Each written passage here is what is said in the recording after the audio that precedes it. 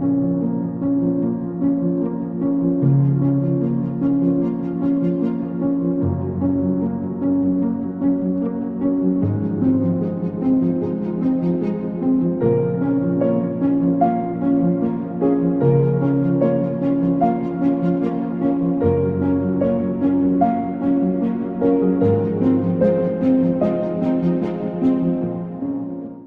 everyone to Wisdom of the Heart, our new Course of Love video series. And what this series is about is we are focusing on topics and themes in A Course of Love.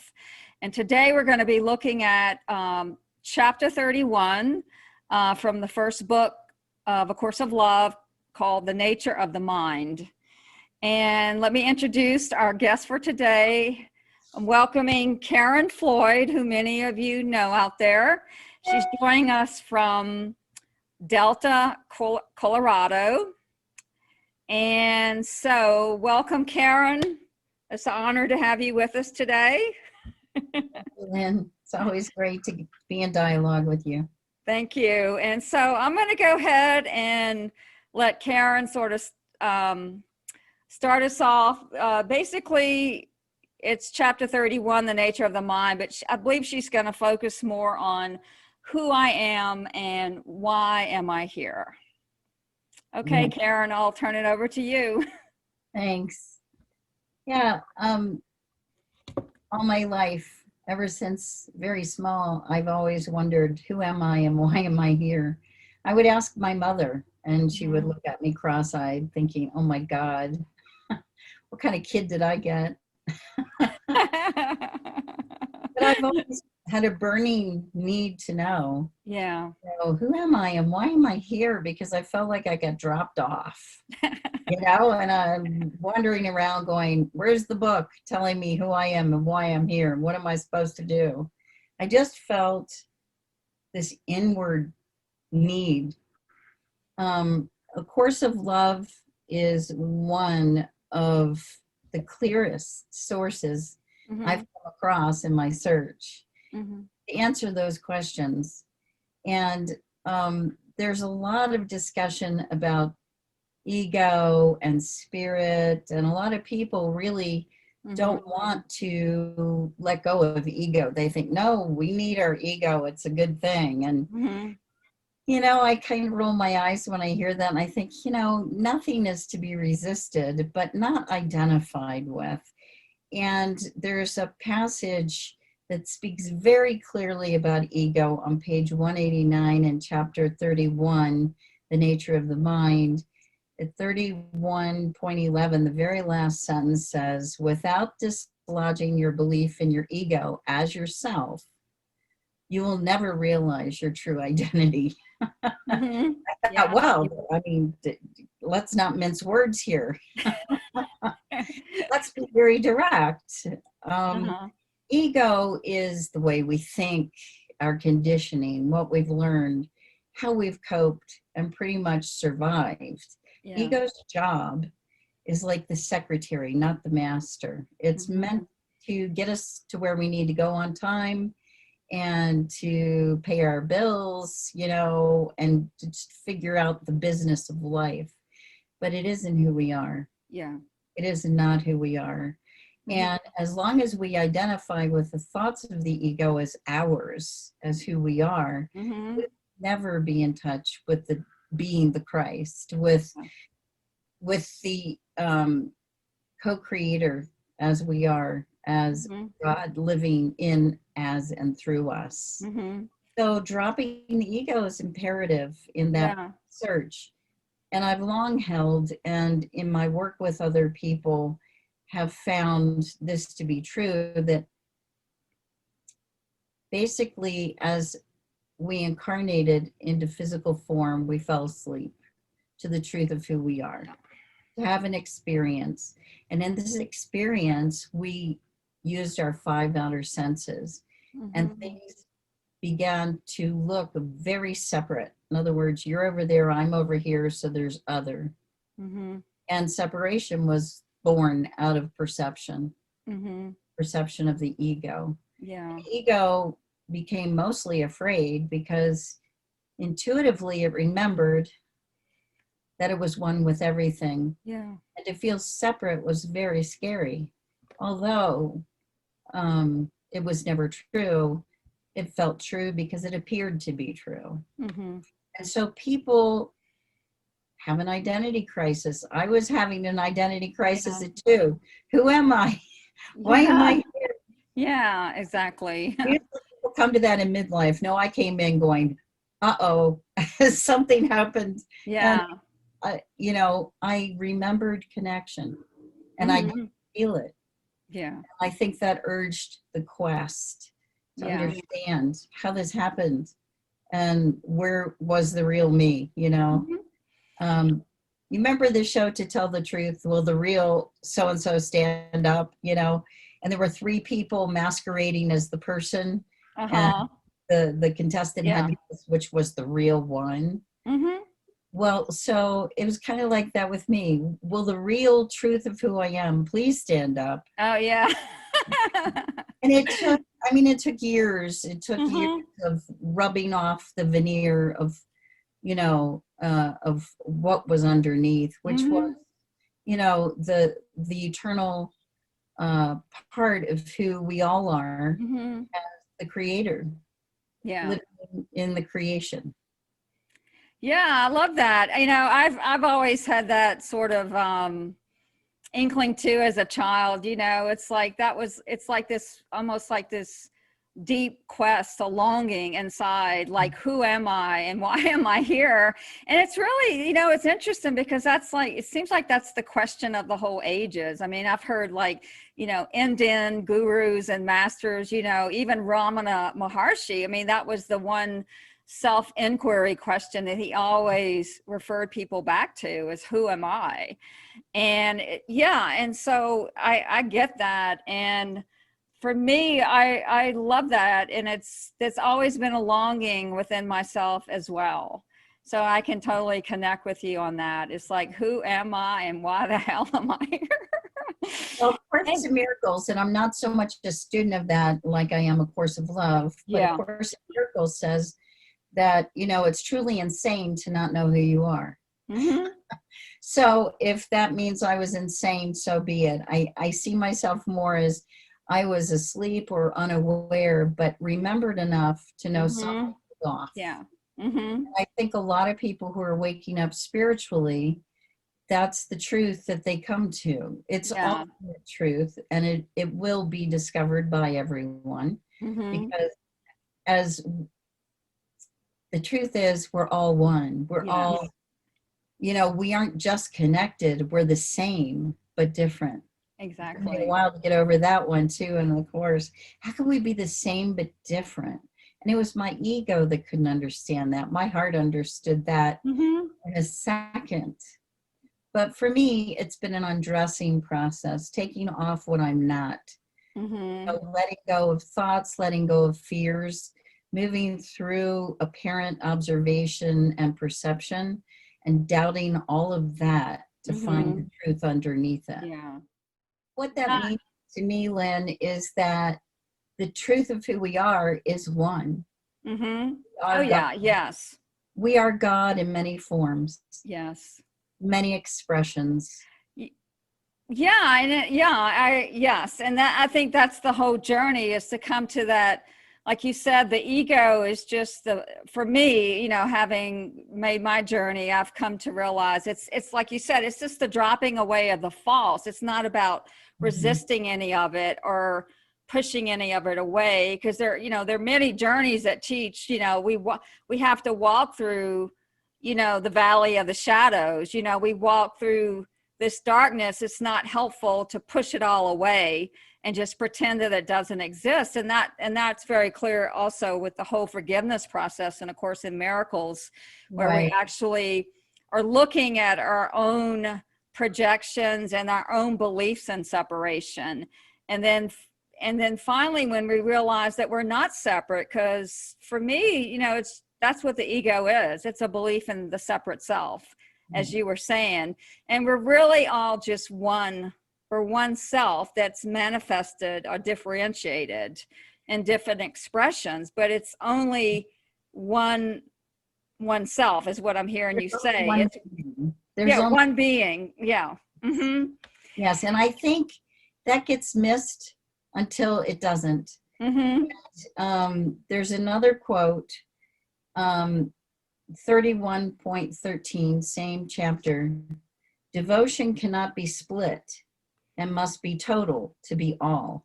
In other words, you can't be devoted to an ego identity and know you're the Christ.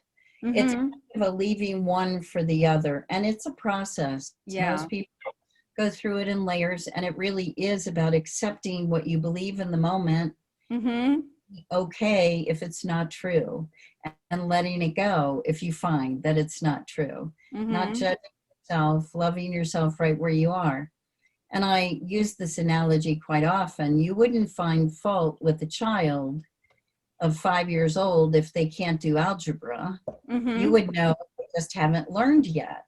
Right. So likewise, when people come into A Course of Love, many of them have a strong connection to Jesus, the man, Mm-hmm. Christ. Mm-hmm. And then as you move through A Course of Love, you'll find Jesus dismisses himself. The Mm-hmm. Holy Spirit dismisses itself. And Mm-hmm. God, in fact, says, you know, you and I are the same. So Mm-hmm. that even the concept you might have of a God that's over you dissipates. Mm-hmm. And you're left looking at your own reflection and understanding that you are looking at the face of God in the Mm-hmm. mirror. Yes. Unity likes to say, all that I am is God, but I'm not all that God is. Oh, I love that. Yeah. Yeah, that's beautiful. That's Getting to the beautiful. true, yeah, thanks. Getting to the true identity that I am God. Mm-hmm. Who am I? I Yeah. That's who I am. I am. I am the I am, and so are you, Mm-hmm. and so is every other living creature, Yeah. as an expression of the formless conscious awareness that is God. Mm-hmm. And so, Yeah, and I feel that to me, I mean, how do you feel about, when we say God, not everyone may um have yes, some, have understanding of what we're saying here. For me, I feel like God is love. It's the love of who we are. The Christ is the love of who we are. And to me, that's the energy that, connects everything.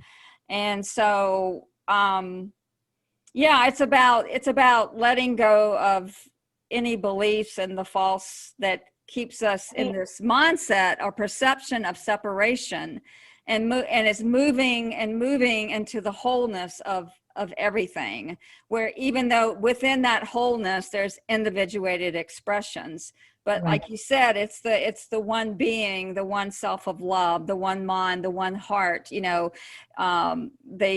body of Christ. Course of Love, Course in Miracles uses a lot of Christian terms, but in non-traditional ways. So did you want to say a little bit about, like, when you say God, what does that mean for you? sure. And it's Uh-huh.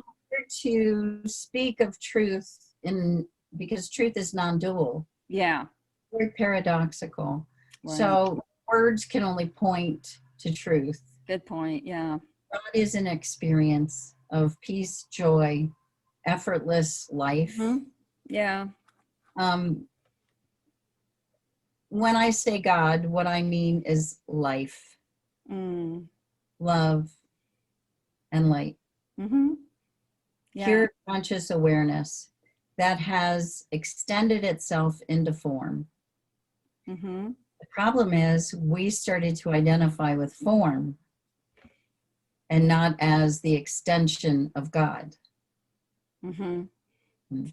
Yeah, that makes sense. Yeah, I think that's addressed a lot in A Course of Love. Yeah, there's actually one chapter where it says that's where, the whole story of creation, and when the split happened, and this is just a metaphor again, as you were saying, and we're offering this as perspectives and our own discoveries. We're not saying this is the right answer for everyone. We encouraging our viewers to, to make their own discoveries and go with the guidance of their own heart. But I was going to say, what, like for me, following up what you were saying, it talks about somewhere, whereas the whole creation story and where the split happened or the separation was, we began to see, and this pretty much points out to what you were saying, we became identified with the form and saw everything as separate from us. So we started seeing things as other than who we are. And even though there may be individual expressions, it's all connected. It's not an individual expression apart from me. Those expressions are a reflection of myself, but at some point we began to see it as other than who I am. Right.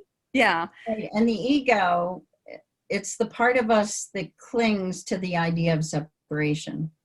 Mm-hmm. Yeah. And that's why we can't maintain an ego, Mm-hmm. the truth of who we are. Yeah. And I think that's an important distinction, that we can't serve two masters. And I think a lot of time is spent running back and forth between the two. Mm-hmm. When I have true devotion now, based on my experience and my awareness of the truth of who I am and who we all are, I bow to the center of my being. Mm. And that is where God is. Yeah. Yeah. Which is what A Course of Love leads us back to. You know, drop dependency on anything outside yourself. You know, when you pray to the center of your being, Mm-hmm. the wholeheartedness, with the mind and the heart joined, where you're not separate in any way internally. Mm-hmm. And then you can bow at the one altar, Yeah. and everything will begin to make sense. Miracle mindedness is just a natural byproduct of identifying with the truth of who we are. That's And beautiful. that's the healing. Yeah. The need to heal is the false identification in separation as ego. Mm-hmm. And the only thing to heal are illusions. Yeah, I love that. I like to think of it too as like bowing to the altar within, because the kingdom of God is within, and I and the Father are one. And that's very clear in Course of Love, Course in Miracles, and the Bible. It's very clear, Lynn, but I can tell you until fairly recently, Yeah, I I know. had concepts of God. Yes. So like bowing to God inside me, where I would be bowing to God. Mm-hmm.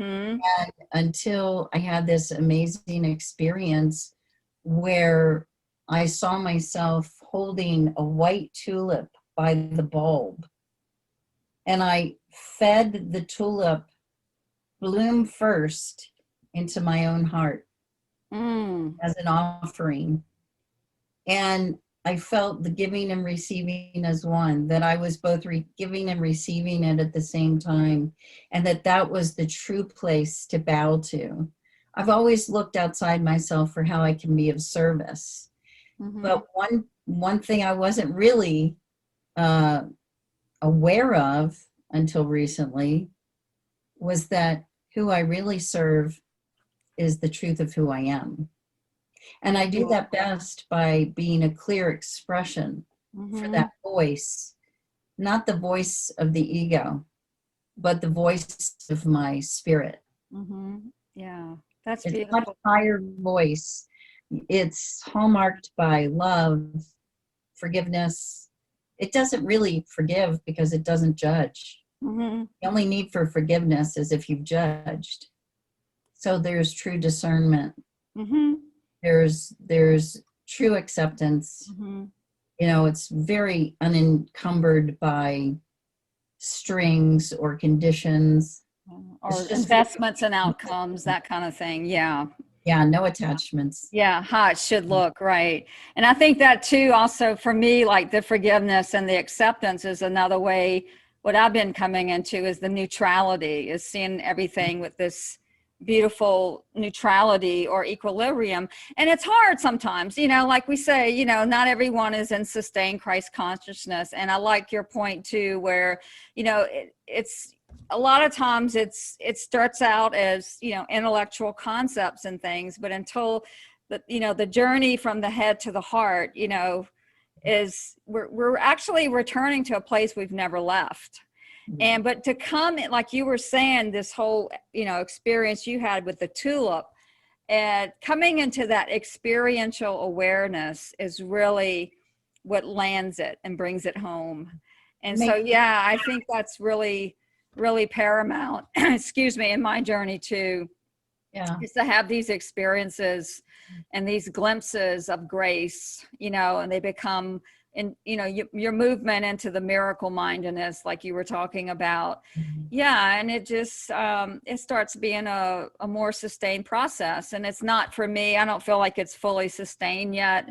But so I just wanted to throw that out there. That was a great point too, that you were making about the experience and not trying to make it into an intellectual concept, because that will only take you so far. And it's not to say that anything is right or wrong, but it only takes you so far to stay up there with the intellectual. And that's why I love the wholeheartedness. Yeah. This, the nature of the mind is this next to last chapter in A Course of Love. So it does leave us with, yes, you can't rely on your concepts. Yeah. You either live in the world of concepts or you live in the house of truth. Mm-hmm. And you come from the house of truth. Yeah. It is a process, and I've been through very dark nights getting here. Mm-hmm. I've lost a child.